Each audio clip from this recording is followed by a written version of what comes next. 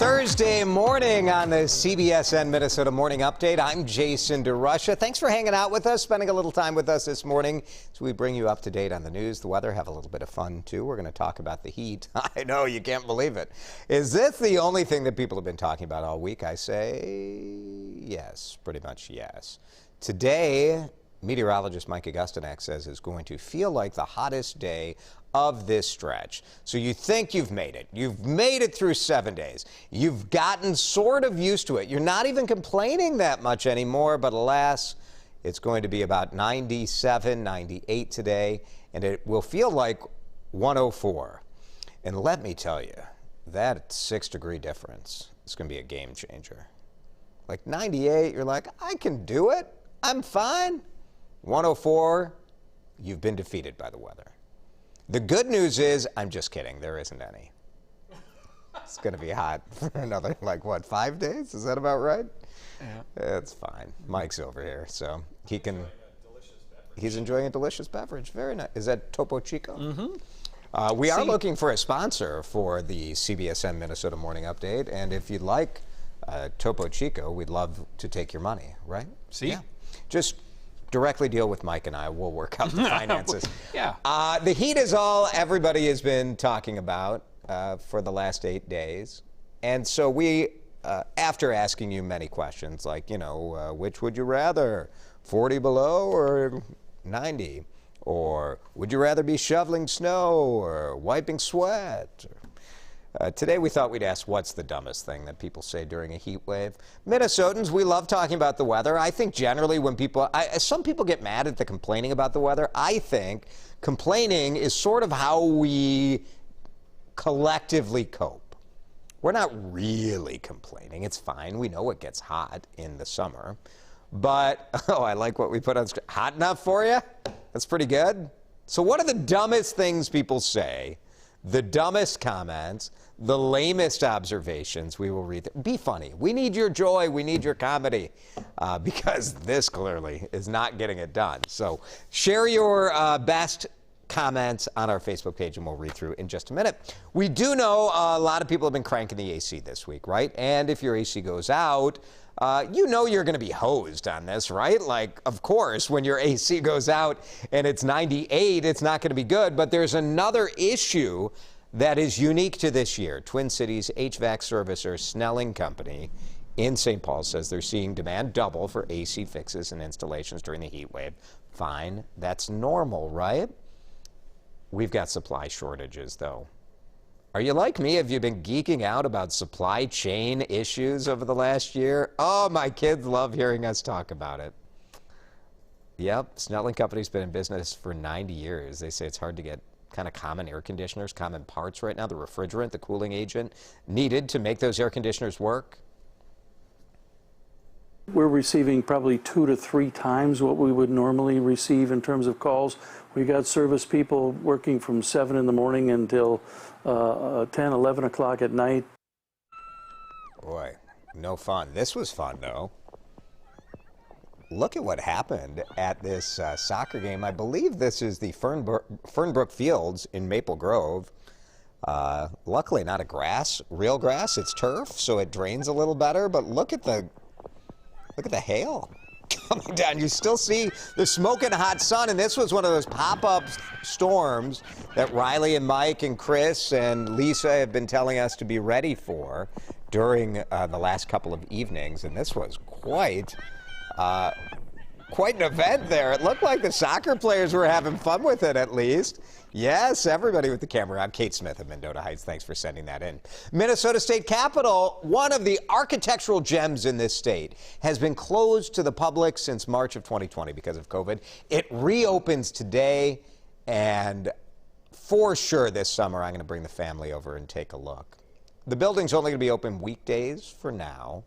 Weekend hours will come into play. We don't know exactly when, but they say they're resuming at a later date, which is a very Minnesota state government sort of statement to give to the media. You know, oh, so when are you going to open for the weekend? Later date. We'll resume it at a later date. So watch for that. We have learned the world's largest meat processing company ponied up big time ransom. Big time. So you've heard about these ransomware cyber attacks, right? Where criminals are going after the infrastructure of major parts of our economy. And they went after JBS. The Worthington plant here in Minnesota was one of more than a dozen that shut down last week. So the company says they paid $11 million. Whoa. Right?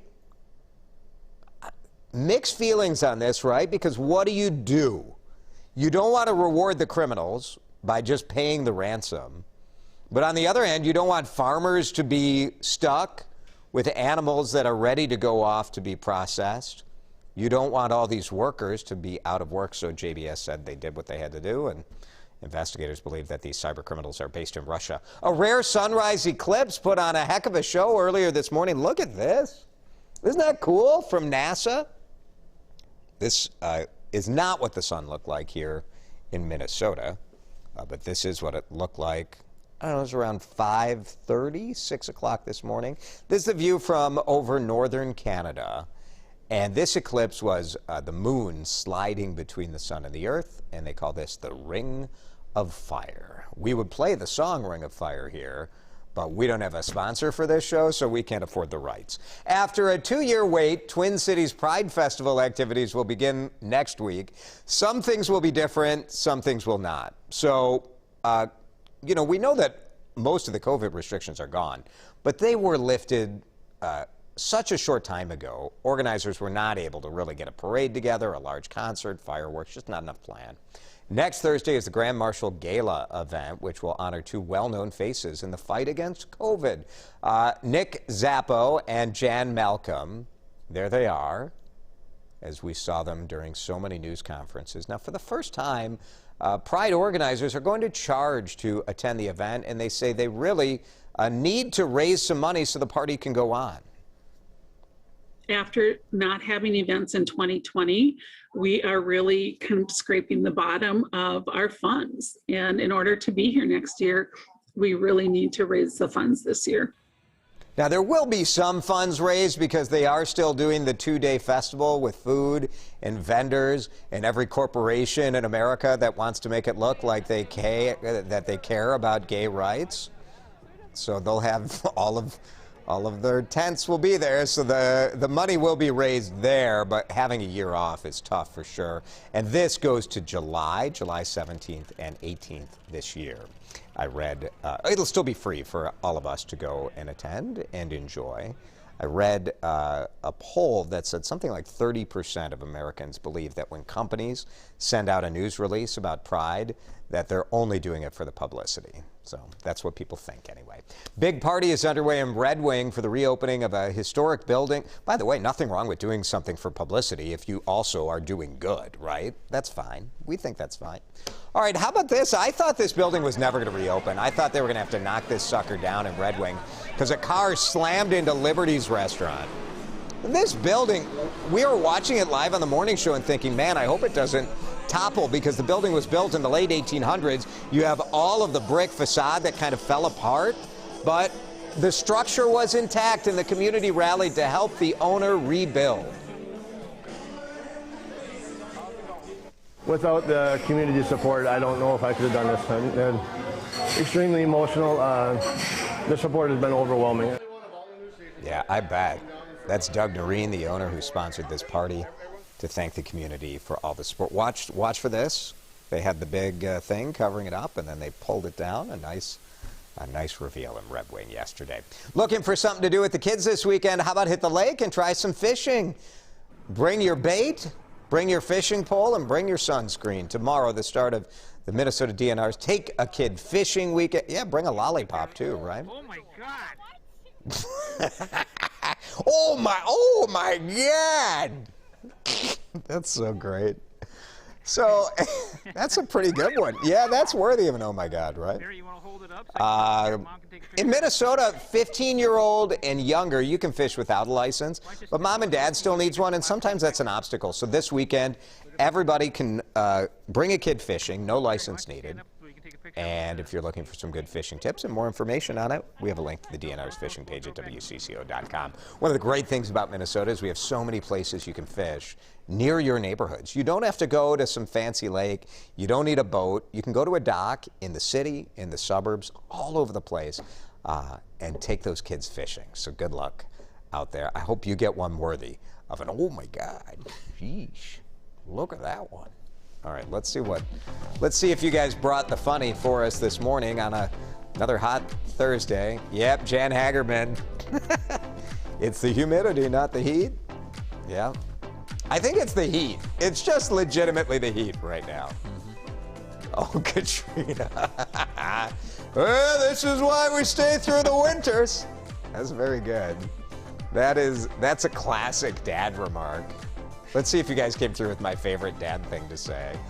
Annette says, I think the dumbest thing they say in the summertime is they can't wait until winter. And then the winter, they say they can't wait until Have you guys summer. been reading my emails? That's true. Or Twitter feed? It's all the same. Yep. At least it's a dry heat. Susan Listina, yep. Yeah, it does feel worse when it's humid, I will say. But you know what? You don't need to say it. You don't need to say it. Everybody really latching on to the humidity. Yeah. I think that's right. For sure, oh, here you go. Bradley, most common response, well, you're from Texas. You should love this. Well, I lived here 16 years and wouldn't go back, so I don't love it. Thanks, Bradley. Mike has one for us. I have a nerd one. It annoys me only because I'm a weatherman. Yeah. People often will say to me, not knowing that I'm a weatherman, just like in the store or something, oh, can you believe how hot it is? It's like 100 degrees with 100% humidity. Well, that is not physically possible. We would be dead if that was the case, because that would mean the dew point was 100. And the highest dew point ever recorded in the U.S. was 90 at New Orleans and also Orlando, Florida. 100% humidity. Yep. Stop saying that. Don't say that. Don't say that. That's good. Thank you, Mike. Oh, thanks for listening. Yeah. That's Nobody ever listens to me. That's what we're here for. Yeah. We listen no matter how nerdy your complaint is. We take them all here on the CBSN Minnesota Morning Update. Try to find something clever to say about the heat when you're out in it today, and we'll be back here again tomorrow. Thanks for watching.